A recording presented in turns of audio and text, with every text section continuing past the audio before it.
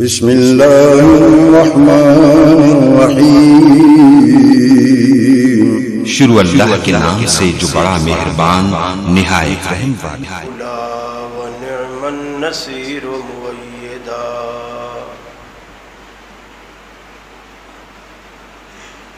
لا شریک له الہا واحدا احدا فردا صمدا۔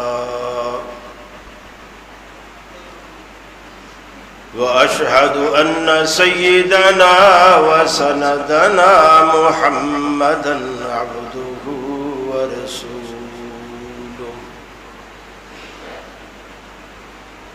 نبي ما ضل وما غوى وما ينطق عن الهوى،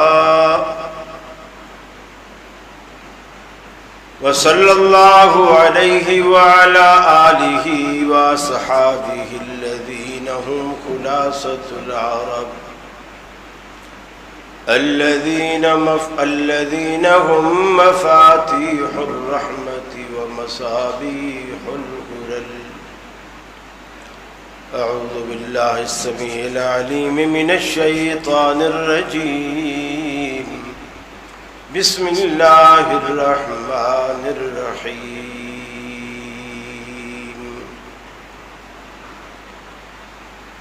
کیف تکفرون باللہ وکنتم امواتا فاحیاکم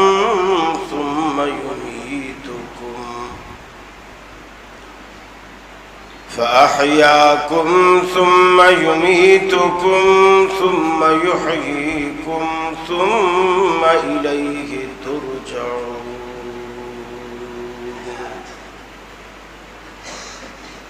وقال الله تبارك وتعالى: ومن أضل ممن يدعو من دون الله من لا يستجيب له إلى يوم القيامة وهم عن دعائهم غافلون.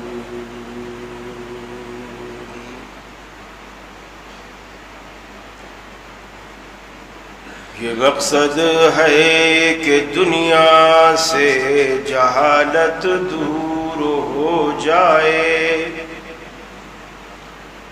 کلام اللہ سے مومن کا دل پر نور ہو جائے.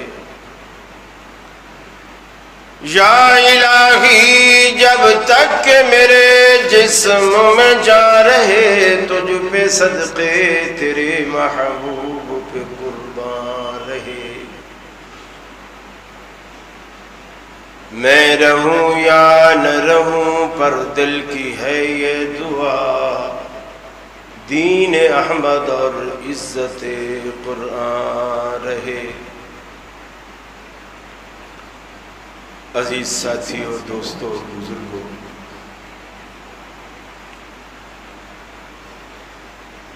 آپ اصلاح عقیدہ کے عنوان سے ایک سلسلے وار گفتگو سن رہے ہیں. یہ اس لیے بھی ضروری ہے کہ آپ کے اعمال کی بقا اور حفاظت اصلاح عقیدہ پر مبنی ہے. اگر آپ کا عقیدہ درست نہیں ہوتا، اللہ تعالیٰ آپ کے عمل کی کوئی قیمت نہیں لگاتا. اور عمل کی قیمت یہ ہے کہ اللہ اس کے بدلے جنت دے. ہم یہاں دنیا میں آئے ہی جنت کمانے ہیں. مسجدیں اسی لیے بنتی ہیں، نمازیں اسی لیے پڑھی جاتی ہیں، روزے اسی لیے رکھے جاتے ہیں، حج عمرے اسی لیے کیے جاتے ہیں، زکاتیں اسی لیے دی جاتی ہیں تاکہ اللہ تعالی ہمیں جنت دے اور دوزخ سے بچائے. قرآن کہتا ہے فَمَنْ زُحْزِحَ عَنِ النَّارِ وَأُدْخِلَ الْجَنَّةَ فَقَدْ فَازَ. اصل کامیابی ہی یہی ہے کہ بندہ دوزخ سے بچا لیا جائے اور جنت میں داخلہ اس کا ہو جائے، فقط فاز وہ کامیاب۔ ہم نے بنگلے کتنے بنائے، بینک بیلنس کتنا چھوڑا، بچوں کے لیے دکانیں کتنی چھوڑی، یہ کامیابی نہیں۔ کامیابی یہ ہے کہ ہم نے خود کو، اپنے اہل کو، اپنی اولاد کو، بیوی بچوں کو دوزخ سے بچایا اور جنت میں داخلہ دلا دیا، یہ ہے اصل کامیابی۔ اور یہ اصلاح عقیدہ کے بغیر ممکن نہیں۔ اس وقت جو قبر پرستی کا جو عروج ہے، قبروں پہ سجدے ہوتے ہیں، اگربتیاں لگتی ہیں، چادریں چڑھتی ہیں، حتیٰ کہ طواف ہوتے ہیں، چڑھاوے چڑھتے ہیں۔ اس کی جو اصل بنیادی وجہ ہے وہ عقیدے کی خرابی۔ جب تک بندہ یہ نہیں سمجھے گا کہ یہ قبر والا فوت ہو چکا ہے، نہ یہ سنتا ہے، نہ دیکھتا ہے، نہ بولتا ہے، نہ چلتا ہے، نہ پھرتا ہے، نہ اس کے بس اور اختیار میں کچھ ہے، تو تب تک یہ سب کچھ کرتا رہے گا جو کر رہا ہے۔ تو قرآن نے اس عقیدے پہ بڑا زور دیا۔ فرمایا کیف تکفرون باللہ وکنتم امواتا فاحیاکم ثم یمیتکم۔ اے انسانو، تمہاری زندگی کے 4 ادوار ہیں جس میں سے تم 2 تو گزار بیٹھے ہو، 2 باقی ہے۔ ایک دور تمہاری زندگی میں وہ آیا ہے کہ تم دنیا میں کچھ بھی نہ تھے، تمہارا وجود نہ تھا، نام و نشان بھی نہیں تھا، آدم میں تھے۔ دنیا میں تمہارا کوئی تذکرہ نہیں تھا، کنتم امواتن۔ اس کے لیے بھی رب العالمین نے لفظ موت کا استعمال کیا۔ هل أتى على الإنسان حين من الدهر لم يكن شيئا مذكورا۔ اے انسان، تیری زندگی پر پہلا ایک دور ایسا گزر چکا ہے کہ تو کوئی چیز نہیں تھا، تیرا وجود، تیرا مادہ، تیری نسل، تیرا خاندان، تیرا نام و نشان کچھ بھی نہیں تھا۔ یہ تیرے عہدے، یہ تیرا پیسہ، یہ بینک بیلنس کچھ بھی تو نہیں تھا۔ لم یکن شیئا مذکورا۔ تیری کوئی ایسی بھی حیثیت نہیں تھی کہ دنیا میں تیرا کوئی تذکرہ ہوتا، کوئی ذکر ہوتا، کسی مجلس میں، کسی میٹنگ میں۔ کنتم امواتا فاحیاکم۔ پھر تم پر دوسرا دور آیا، اللہ نے تم کو زندگی دی، دوسرا یہ دور جس میں سے اب ہم گزر رہے ہیں۔ اللہ نے ہمیں زندگی عطا کی، ہمیں ایک جسم دیا، ایک حلیہ دیا، پھر ہاتھ اور پاؤں کی سلامتی عطا کی، پھر آنکھوں کو رب العالمین نے بینا بنایا، کانوں کو سنوائی عطا کی، زبان کو گویائی عطا کی، تاکہ ان نعمتوں کو استعمال کر کے اللہ رب العالمین کا شکر بجا لائیں۔ اللہ نے یہ ساری نعمتیں اس دوسرے دور میں ہمیں عطا کر دیں۔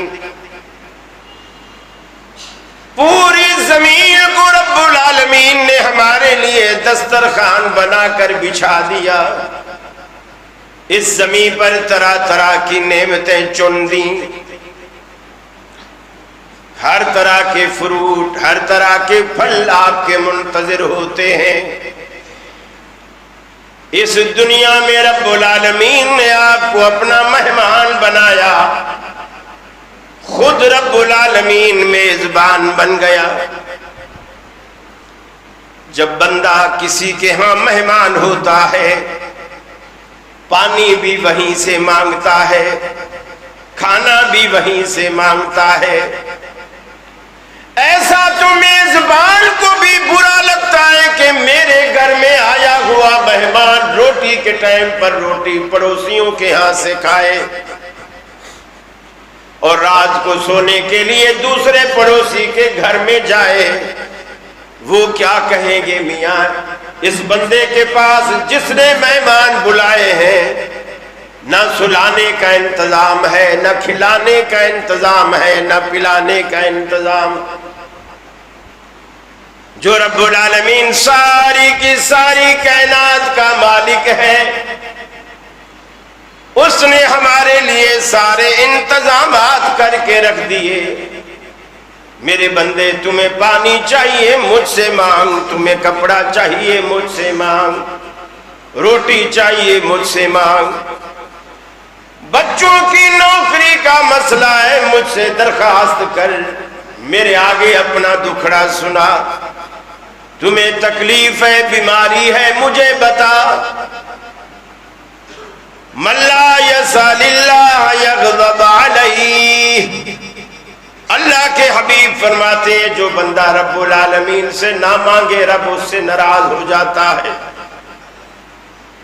فَأَحْيَاكُمْ، اللہ نے تم کو یہ زندگی عطا کر دی جس میں اب ہم گزر رہے ہیں۔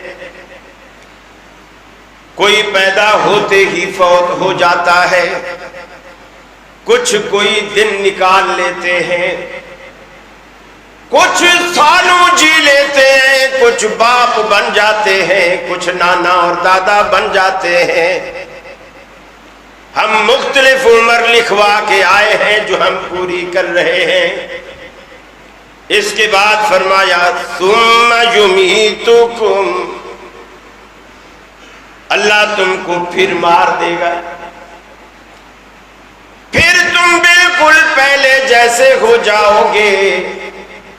فرق یہ رہے گا، پہلے تمہارا وجود نہیں تھا، تمہاری خاک نہیں تھی، تمہارا نقشہ نہیں تھا، تمہارا حلیہ نہیں تھا، لیکن اب جو رب العالمین تم کو مارے گا، تمہاری مٹی موجود رہے گی، تمہاری ہڈیاں بھی موجود رہیں گی، بھلے گل سڑ کر ریت کے ذروں کی مانند ہو جائیں لیکن دنیا میں موجود رہیں گی۔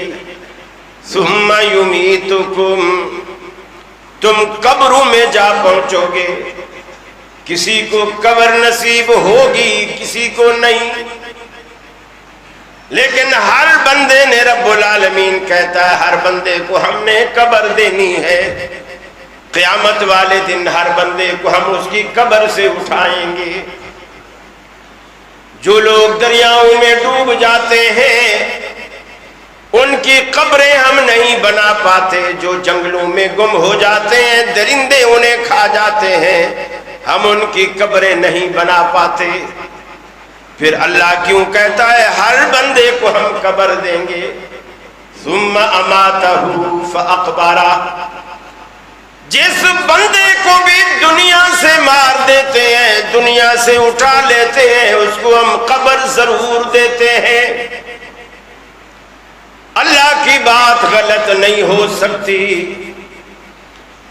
درندے کھا جائیں، ہضم کرنے کے بعد پھر بھی فضلہ کریں گے تو زمین پہ گرے گا، مچھلیاں کھا جائیں تو بھی سمندر کی تاہوں میں جائے گا تو زمین پہ گرے گا، جہازوں میں، فضاؤں میں، ہوا میں اس کی راکھ کو اڑا دیا جائے تو بھی وہ راکھ اڑ کر کے زمین میں جائے گی۔ اسی لیے اللہ قرآن میں کہتا ہے منہا خلقناکم وفیہا نعیدکم ومنہا نخرجکم تارۃ اخری، اسی زمین سے ہم نے تمہیں پیدا کیا۔ ہمارے ابا آدم کا جو پتلا رب العالمین نے بنایا، اے انسانوں یہ بھی آپ کے لیے شرف ہے، آپ کے باپ آدم علیہ السلام کے پتلے کو اللہ نے اپنے ہاتھوں سے بنایا۔ خلقت بیدی، میں نے آدم کو اپنے ہاتھوں سے بنایا۔ اسی خاک کے پتلے کو پوری زمین سے مختلف علاقوں سے مٹی اٹھا کر حضرت انسان کا پتلا بنایا۔ آج ہم میں کوئی نرم ہے، کوئی سنگ دل ہے، کوئی سخت ہے، اسی مٹی کا اثر ہے۔ پھر فرمایا ہم تمہیں اسی مٹی میں دوبارہ داخل کریں گے، جو قبروں کی صورت میں ہم جائیں گے۔ وَمِنْهَا نُخْرِجُكُمْ تَارَةً أُخْرَى، اور پھر آخری مرتبہ بھی دوبارہ بھی رب العالمین کہتا ہم اسی مٹی سے تمہیں اٹھائیں گے۔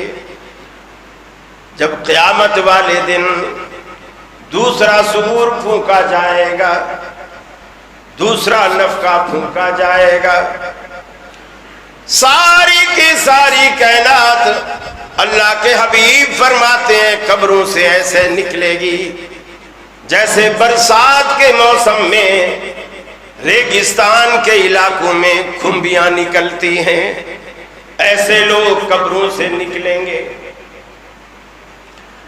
یہ چار ادوار ہر بندے پر آنے والے ہیں۔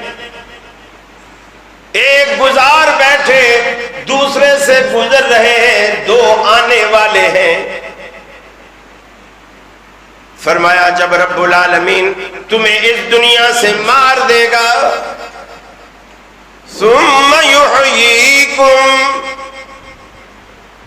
یہ تیسرا دور رب العالمین فرما رہے ہیں یہ آئے گا، اللہ تمہیں پھر جلائے گا۔